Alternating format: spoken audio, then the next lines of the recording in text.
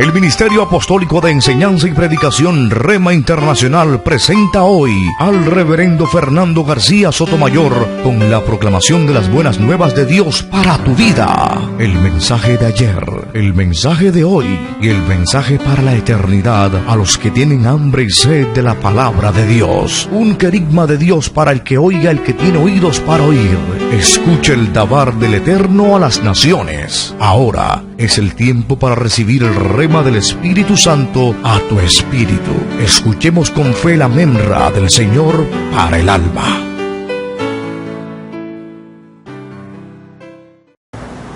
Evangelio según San Lucas, el capítulo 21. Vamos a leer desde el versículo 29 hasta el 33.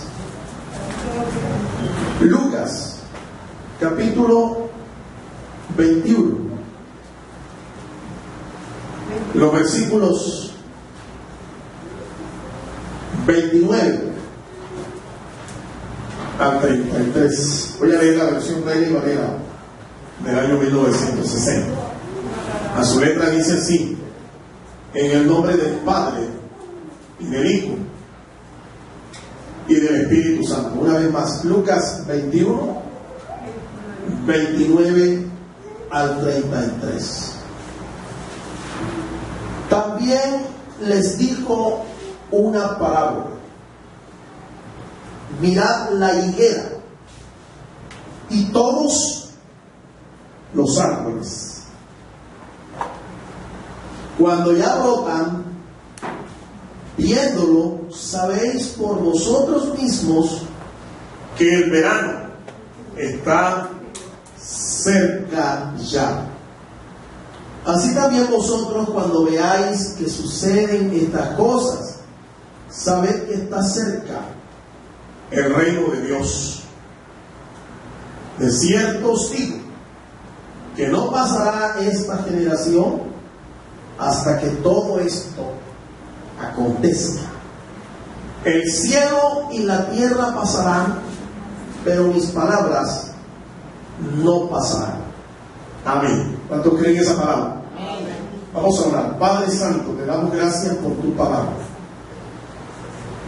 Te rogamos, Señor, que nos instruyas por medio de tu Espíritu Santo, que nos guíes como nuestro divino Maestro hacia todo lo que es bueno, verdadero y edificante. Tu promesa, Señor, dice que tu Espíritu nos guiaría hacia toda la verdad. Guíanos, Señor, porque tú eres nuestro divino Maestro. En el nombre de Cristo Jesús, pueblo del Señor dice amén. Bajo el título El renacimiento de la higuera, quiero compartir con ustedes esta reflexión. En la Sagrada Escritura,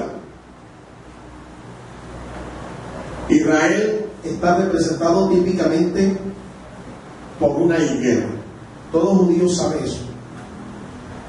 La higuera es la planta representativa de la nación.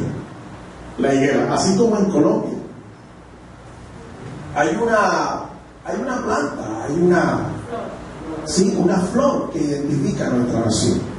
¿Cuántos saben cuál es esa flor? La orquídea. La orquídea. En Israel se trata de la higuera. ¿Sí? La higuera. Cristo Jesús, nuestro Señor, en los días de su ministerio terrenal, Él fue rechazado por sus hermanos. Él vino y se les reveló a ellos como el Mesías que los profetas habían anunciado que había de venir. Pero sus hermanos lo rechazaron. Lo rechazaron como el Mesías de Israel. Ellos tenían la expectativa de ciertamente la venida de un Mesías, pero no un Mesías con el carácter de siervo, como el Señor se reveló. Ellos esperaban un Mesías con el carácter de rey, pero un rey político, que les liberara de la bota política y militar de los romanos. Como ellos no vieron a Jesús, a ese poderoso militar, a ese poderoso rey que iba a derrocar el imperio romano y que iba a llevar a Israel a la cumbre de las naciones, lo rechazaron. Finalizando su ministerio, él profetizó que Jerusalén sería desolada por causa del rechazo al Mesías, el Mesías de Dios, en su visitación. Por lo menos en 3 ocasiones nosotros leemos en las Escrituras que Jesús, en vista de ese rechazo, él profetiza. En una de esas profecías, él lloró por Jerusalén.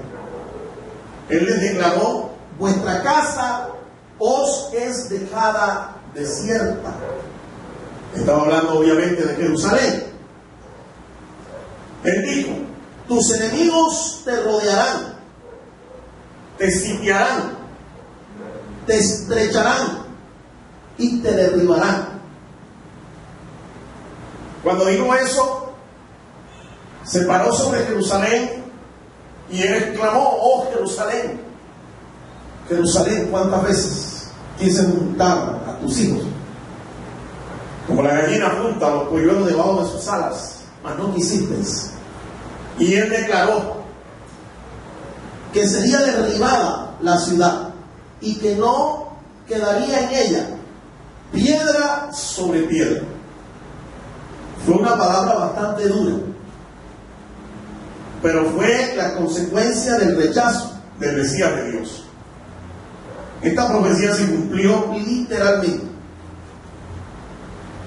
En el año 70 de nuestra era,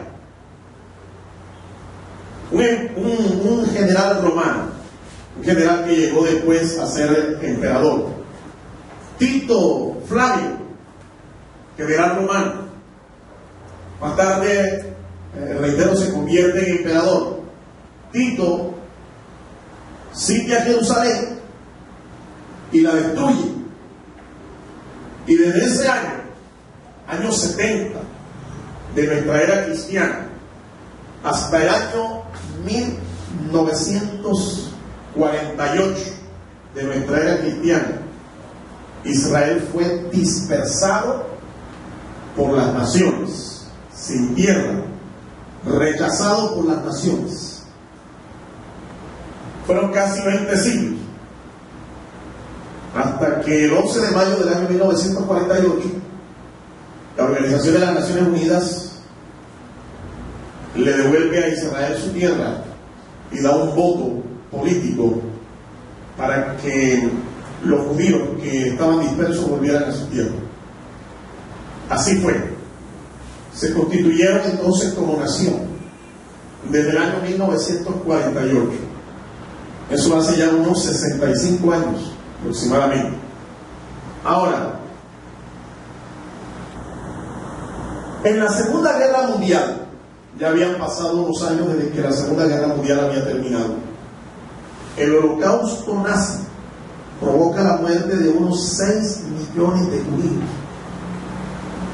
Lo que se conocieron, 6 millones. Pero a su vez, ese exterminio masivo por mano de los nazis provoca en los judíos una reacción nacionalista que desemboca con la creación de un movimiento político que lucharía en favor de la independencia de Israel y para que a Israel se le reconociera como un Estado libre, consolidado y soberano ante las demás naciones de la tierra. Efectivamente, esta especie de resurrección que se da, una especie de renacimiento, está profetizado en las palabras de esta parábola que acabamos de leer allí en Lucas 21, 29 al 33. Ahí el Señor está profetizando esa resurrección, no solo como antes había profetizado su destrucción y su dispersión, sino que el Señor ahora en esta parábola está profetizando su renacimiento, su resurrección. Y vamos a ver 2 verdades que se destacan de este relato parabólico.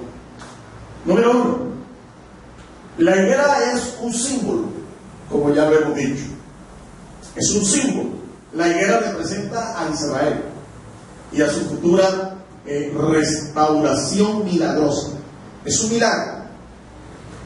Solo la mano de Dios pudo haber provocado algo como esto. Nadie daba un peso porque esta nación se constituyera o renaciera. Inclusive el idioma hebreo estaba ya desapareciendo, estaba cayendo ya en el estado de una lengua muerta. El judaísmo como tal estaba menguando, y solo la persistencia de algunos judíos ortodoxos, algunos judíos que en la Edad Media se dieron a la tarea de mantener la fe, lograron que el judaísmo mantuviera sus raíces, mantuviera su identidad, pero hasta en peligro de extinción estaba el judaísmo. Así que es un verdadero milagro. El profeta Joel nos dice en 2 ocasiones que efectivamente cuando Dios habla de su pueblo, se refiere a ese pueblo como su higuera, mi higuera. Dice el libro del profeta Joel, capítulo 1, versos 7 y el 12. Mi higuera. Y el profeta Jeremías la llama también, de una manera simbólica, la higuera del Señor, en el capítulo 8 de su profecía, en el versículo 13. Estos textos nos muestran definitivamente que para todo judío el ser identificado como la higuera no era algo desconocido. Ellos lo sabían. Ahora, en esta parábola, el Señor dice que pusieran los ojos en la higuera. Le dice a todos sus discípulos que pongan sus ojos en la higuera. ¿En quién entonces tenían que poner los ojos los discípulos del Señor Jesucristo? ¿En quién? En Israel, en la nación de Israel. Esto lo dijo el Señor antes de la destrucción de Jerusalén. Ahora, ¿qué piensan ustedes que interpretaría un cristiano de la Edad Media o aún de la Reforma Protestante, siglo XVII, cuando leía ese pasaje en lo que el Señor decía, miren la higuera? Es decir, observen a Israel. ¿Qué iban a mirar ellos? Si Israel no existía. Como nación estaba dispersa, como pueblo estaba errante. ¿Qué iban a ver? ¿Qué iban a interpretar? Por eso es que en muchas ocasiones los intérpretes, los comentaristas, al leer estas profecías, le daban una interpretación alegórica, una interpretación simbólica. Pero el milagro se dio. Año 1948. Israel renace como nación. Pero el Señor dice que debía mirar también los otros árboles. Es evidente que por una analogía sencilla debemos interpretar que hay que mirar a las otras naciones. Había que mirar a las otras naciones. Pues bien, Dios tiene un plan escatológico, no solamente para con las naciones, sino también para con su pueblo Israel. Cuando nosotros leemos las visiones proféticas del capítulo 2, capítulo 7, capítulo 8, capítulo 9 del profeta Daniel, nos damos cuenta que hay todo un plan escatológico para conocer el porvenir, el futuro, no solo de Israel, sino también de las demás naciones de la tierra. ¿Cuánto da gloria al Señor? Es que Dios conoce el futuro. Dios sabe lo que va a pasar. Y nosotros los cristianos deberíamos conocer también lo que va a pasar en el futuro con respecto a Israel y a las naciones, porque estudiamos la Biblia, estudiamos la palabra de Dios. Lastimosamente el problema es que gran parte del pueblo de Dios no estudia la palabra, no estudia las profecías, no estudia la escritura, y por eso no conocen el futuro. Y sabe algo que yo he aprendido: cuando yo no conozco el porvenir, cuando yo no conozco el futuro, se apodera de mí un sentimiento que no es nada bueno, es el temor. Cuando tú no conoces el futuro, el temor se va a apoderar de ti, te va a convertir en su presa. Pero cuando tú conoces cómo va a terminar toda la historia, cuando tú sabes cómo va a terminar la película, oye, hay algo que en nosotros se produce. Eso se llama esperanza. ¿Cuántos tienen esperanza en el Señor? Jesús dijo que había que mirar también a las otras naciones. Y hay un plan escatológico para las naciones de la tierra. Hay un plan. La humanidad ha sido dominada a través de toda su historia por 7 grandes imperios. 3 son de origen semita, es decir, descendientes de Sem. Ellos son el imperio sumerio, el imperio de los egipcios y el imperio asirio. Esos 3 imperios son de origen semita. Ellos dominaron alguna vez la humanidad. Ya existieron, ya quedaron en la historia.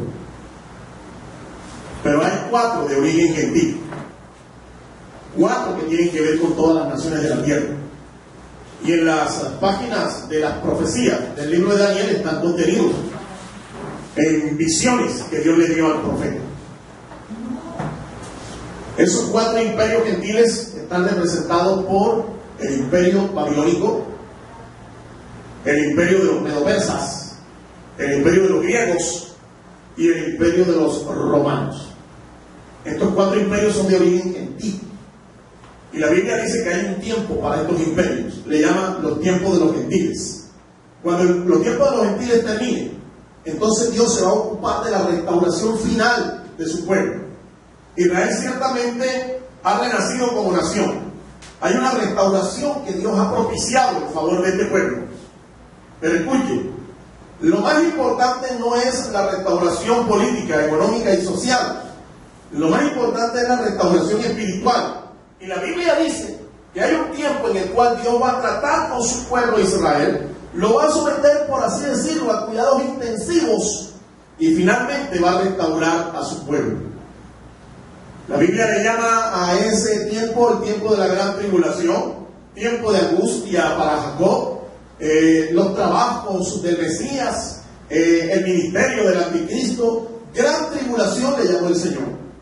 Cuando termine ese tiempo de gran tribulación, entonces Israel se convertirá al Señor, creerá que Jesucristo realmente es el Mesías y se dará finalmente la restauración de esta nación en toda su plenitud.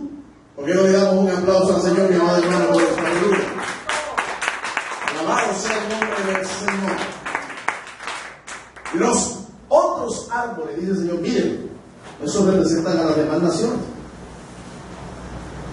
Las demás naciones de la tierra. ¿Y qué estamos viendo nosotros en las demás naciones de la tierra? La Biblia dice que la tecnología, la ciencia van a aumentar en las naciones.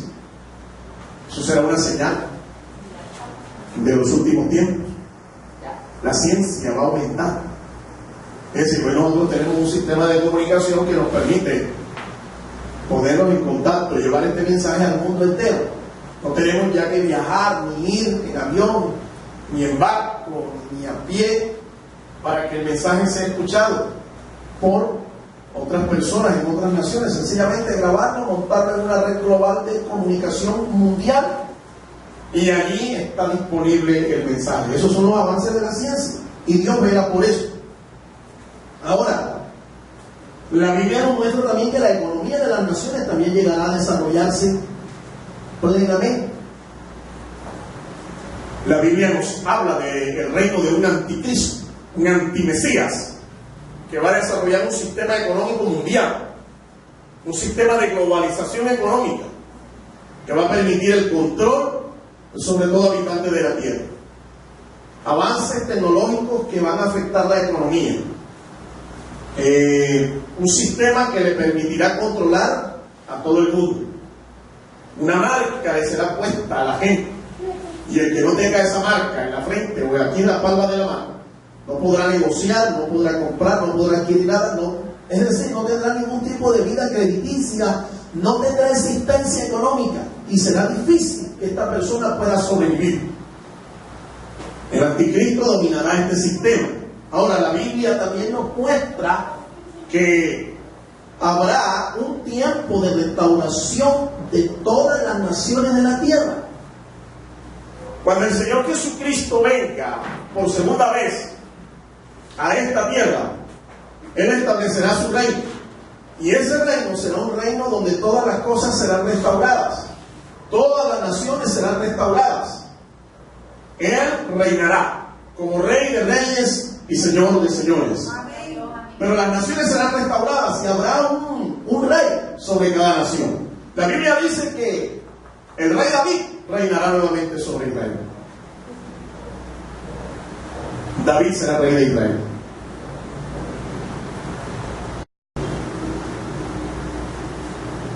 Las Escrituras nos dicen que Jesucristo será Rey de reyes.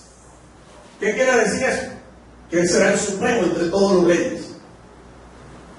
Ahora usted, de acuerdo a su fidelidad, usted de acuerdo a su servicio aquí, usted de acuerdo al conocimiento que tendrá o que tiene del reino, que aprenderá del reino, usted también podrá ser un gobernante. Y el Señor allá en el tribunal de Cristo, una de las dignidades que le dará a usted será de pronto que usted gobierne sobre un reino, sobre una nación, o aún sobre un planeta, un mundo. ¿Cuánto da gloria a Dios, hermanos? Muy bien. La segunda verdad que está revelada aquí en esta parábola es que el verano al cual se refiere también el Señor es un símbolo. El verano es un símbolo. El Señor dijo, observe, cuando el verano está cerca, la higuera y los demás árboles están en ciernes, dan su fruto. El verano, dice el Señor, está cerca. ¿Cuál verano? El verano es un símbolo aquí en las Escrituras. Sabemos que el verano es una de las 4 estaciones, ¿verdad? Que se dan en el clima.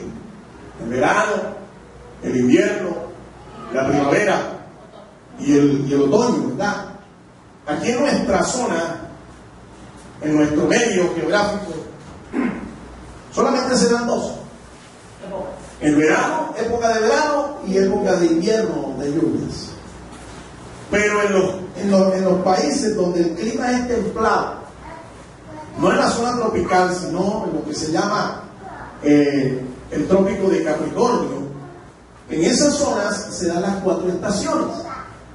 En Israel se dan las 4 estaciones. Y en muchos países que están en esa zona, ¿sí? En esa zona geográfica. Se da el verano, se da el invierno, se da la primavera y se da el otoño. Pero el Señor dijo, y ojo con el verano. El verano representa una época de calor, una época de sequía. Cuando hay verano, esas son las características. Mucho calor, mucha sequía. Pero esa época de verano, de calor, de candela, ¿verdad? Aquí cuando hacen 42 grados nosotros no podemos aguantar. El Señor la explica, su palabra nos la muestra. Y va a haber una época, va a haber un tiempo aquí en la tierra en el que el clima llegará a unas condiciones insoportables. Durante el tiempo de la gran tribulación que ya mencioné, son unos 7 años en el cual el Señor va a tratar con su pueblo. La iglesia del Señor ya no va a estar aquí. La iglesia será levantada antes que entre ese tiempo de verano, ese tiempo de fuego, de sequía. El Señor se la va a llevar y va a tratar con su pueblo Israel durante unos 7 años. Ellos serán engañados por un falso Mesías que les hará firmar un tratado de paz, pero al final se revelará como un antimesías, un anticristo, y él se hará Dios y se sentará en el templo de Dios como su Dios, y va a comenzar una tremenda persecución contra el pueblo de Israel, y va a lograr matar a mucha gente. Este personaje diabólico, este personaje siniestro. La Biblia explica, ya en el capítulo 16 del libro de Apocalipsis, más exactamente el tiempo de juicio llamado la cuarta copa. La cuarta copa de 7 copas que el Señor va a derramar en este tiempo de juicio, tiempo de gran tribulación, como esa época de verano. Vamos a leer en el capítulo 16, el libro de las Revelaciones, el libro de Apocalipsis, los versículos 8 y 9. Capítulo 16, libro de Apocalipsis. El cuarto ángel derramó su copa. Más fuerte, hermana, más fuerte. El cuarto ángel derramó su copa sobre el sol, la cual fue dado quemar a los hombres con fuego. Y los hombres se quemaron con el gran calor y blasfemaron el nombre de Dios, que tiene poder sobre estas plagas, y no se arrepintieron para darle gloria. Ya ven, esta cuarta copa es un tiempo de juicio. Dice que será derramada sobre el sol. ¿Y qué va a ocurrir? Que el sol va a quemar a los hombres con fuego. Para este tiempo, esto se va a dar porque la capa que protege la tierra, la capa de ozono gaseosa esa que protege la tierra, ya no estará, será destruida. La contaminación ambiental finalmente va a lograr que esta capa esté totalmente destruida. Cuando esta capa de ozono sea destruida, entonces los habitantes de la tierra no tendrán ninguna protección y el sol los quemará vivos. Dice aquí el texto, los hombres se quemaron. ¿Con qué? Con el gran calor. ¿Qué es la característica de la época de verano? ¿Cuál es? El calor. Pero el asunto aquí es que este calor será un calor, hermano, como nunca antes. Si hoy nos quedamos cuando hay 40, 42 grados de temperatura, imagínense allá en ese tiempo, cuando no exista la capa de ozono. Por eso dice el texto que los hombres se van a quemar vivos, porque no tendrán ninguna protección.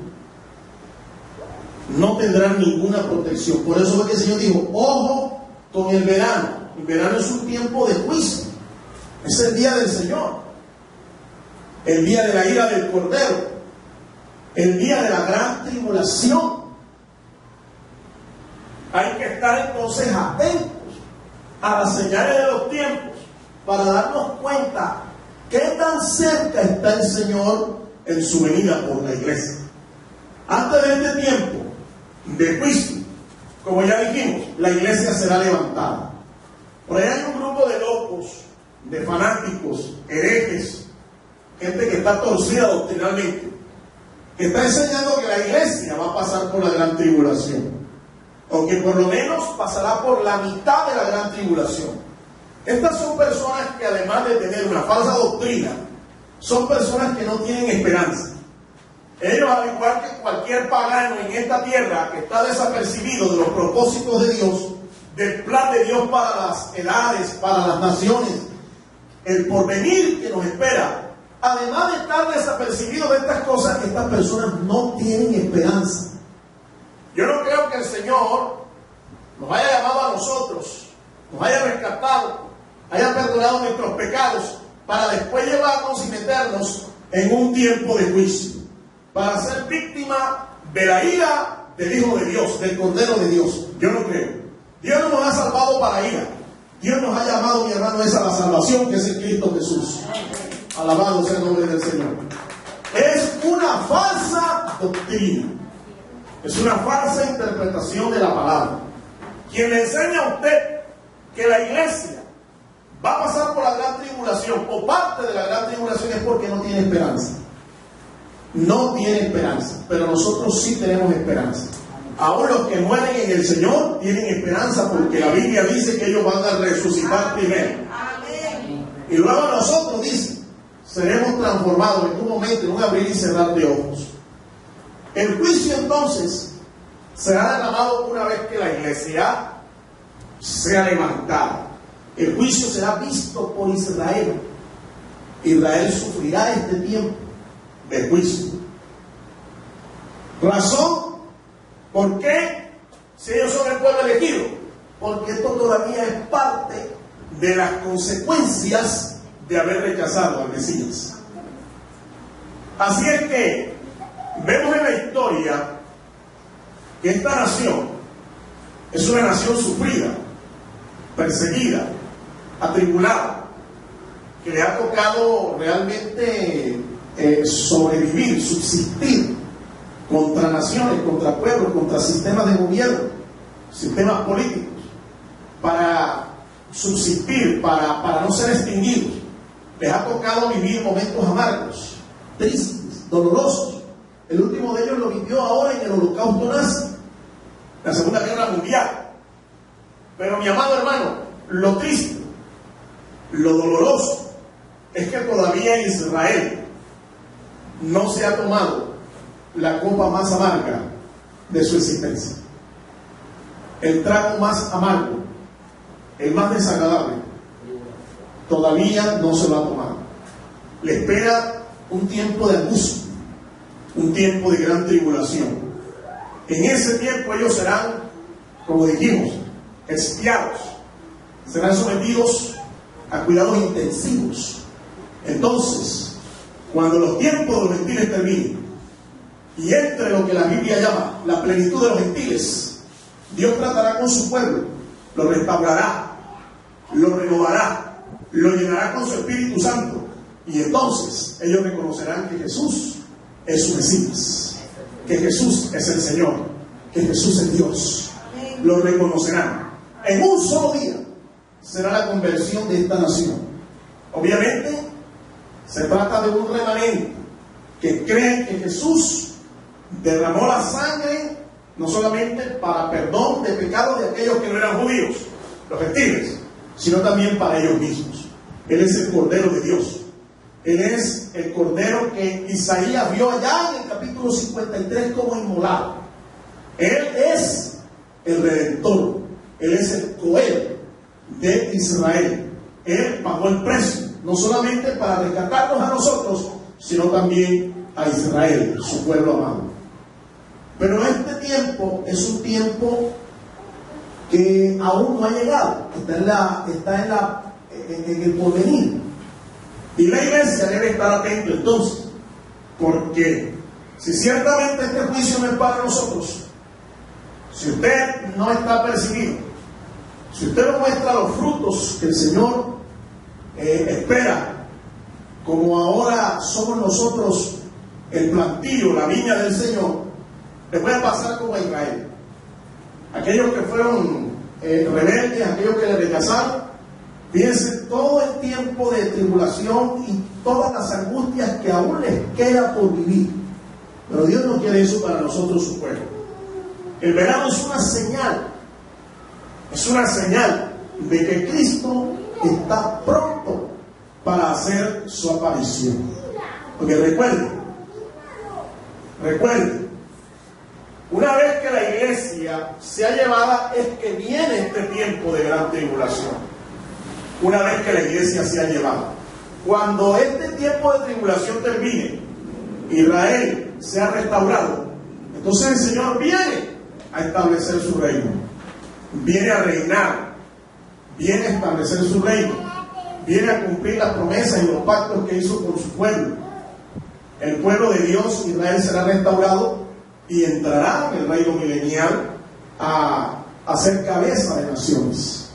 La iglesia entonces debe estar apercibida, porque si Israel, un pueblo que está representado por la higuera, un pueblo que no era pueblo, fue restaurado, hay que estar atento, porque Jesús dijo una clave con respecto al tiempo de su aparición. Él dijo: no pasará esta generación hasta que todo esto acontezca. Ojo, ese tiempo, una generación está indicando una cierta cantidad de años. Y quiero concluir diciendo, una generación puede durar, según las Escrituras, 33 años, los años que vivió Cristo Jesús. o puede durar 40 años. El tiempo que duraron los reyes de Israel, que gobernaron bien, 40 años, o 70 años. Una generación de 70 años, en la Biblia se habla de generaciones que duraron 70 años hasta que nace una nueva generación, u 80 años. Los años que, según las Escrituras, en el libro de los Salmos, están destinados a que vivan todos los hombres, a unos más fuertes. Entonces, supongamos que la generación de años a la que el Señor se refiere sean 80. Jesús dijo claramente que no pasaría esta generación hasta que todo esto aconteciera. En otras palabras, no pasaría 80 años hasta que el reino se estableciera. Israel entrara en el tiempo de la gran tribulación y la iglesia fuera arrebatada. 80 años. Pero ¿a partir de qué tiempo nosotros deberíamos contar esos 80 años? A partir del tiempo en que Israel es constituido nuevamente como una nación. Año 1948. Súmale a esos 80 años. ¿A qué tiempo nos estaríamos remontando entonces? 1948 más 80. 2030 y pico. 2020 y pico, 2030 y pico. ¿Qué quiere decir eso? Sencillamente que el tiempo de la venida del Señor está cerca. ¿Cuántos dan gloria al Señor, hermanos? Ahora, no le estoy dando yo una fecha exacta, pero sí le estoy diciendo, Jesús dijo bien claro, ojo, no pasará esta generación hasta que todo esto acontezca. Y es más, le da tanta certeza a lo que Él está declarando, que dice: cielo y tierra pasarán, pero mis palabras nunca pasarán. Eso quiere decir que eso se va a cumplir, mi amado hermano. ¿Cuántos dan gloria al Señor?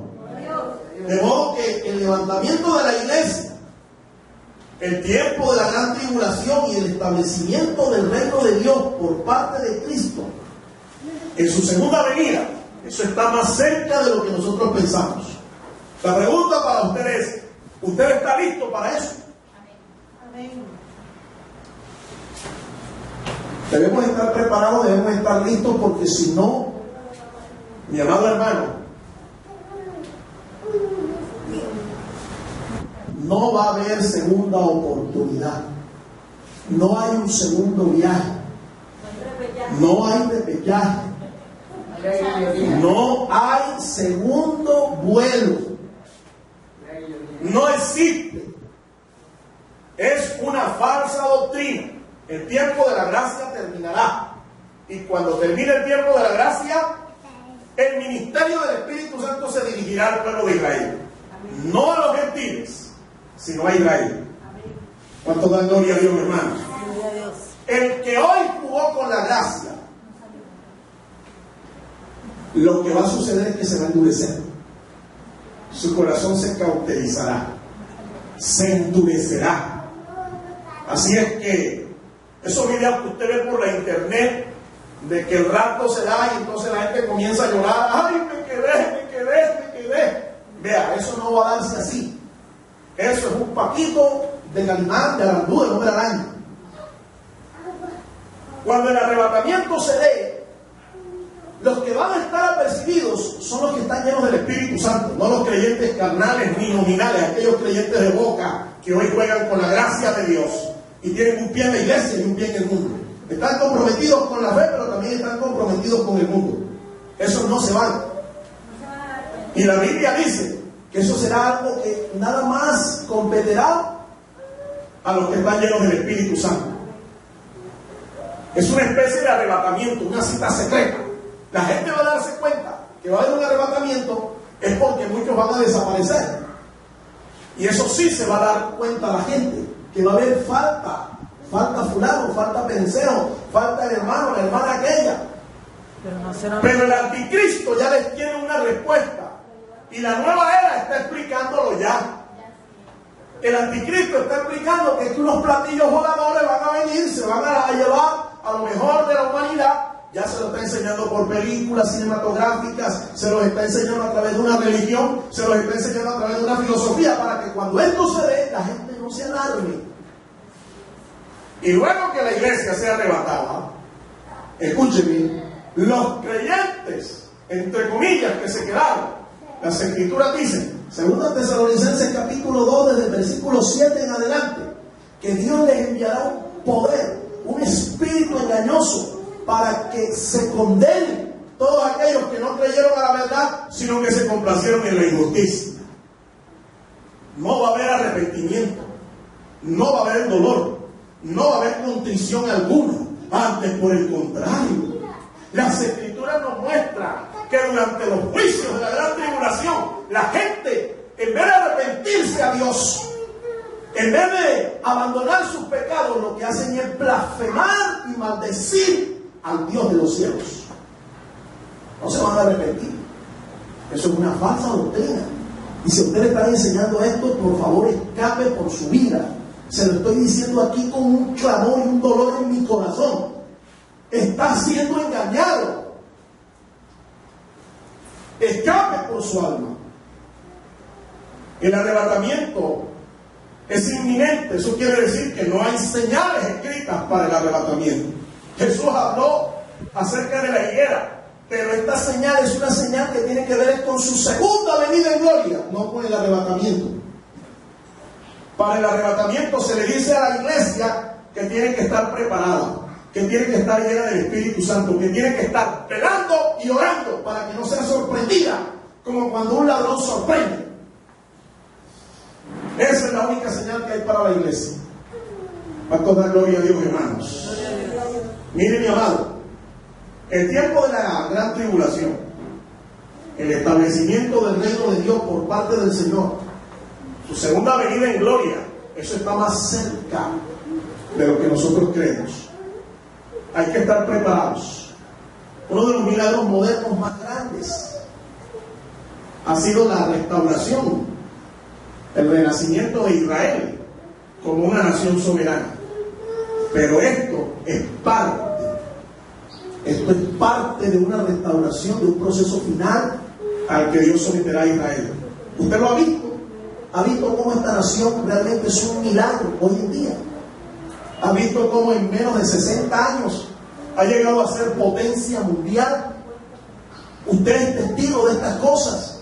Usted ha visto cómo Israel hoy en día es una potencia militar, económica, tiene un nivel educativo, un nivel de educación, de formación de su gente increíble. Allá no hay analfabetismo. En cambio, Colombia, una nación que tiene más de 200 años supuestamente de haber sido independizada, es una nación todavía que ni siquiera ha llegado al desarrollo industrial. ¿Ya lo ven? Es un milagro. Israel entonces es el reloj profético de Dios. Y lo que está sucediendo hoy en esta nación es una clara señal de la consumación del plan redentor de Dios, el plan de las edades, que está aquí en la Biblia, y que el Señor quiere que su pueblo lo conozca, para que no estemos sin esperanza. Amén.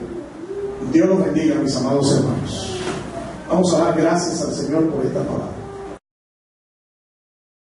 El Ministerio Apostólico Rema Internacional pone a disposición esta predicación. Ofrecemos ministración a simposios, seminarios, campañas evangelísticas, educación globalizada sana y de carácter interdenominacional. Escríbanos a ministerioremainternacional@gmail.com o llámenos al celular 316-270-7181.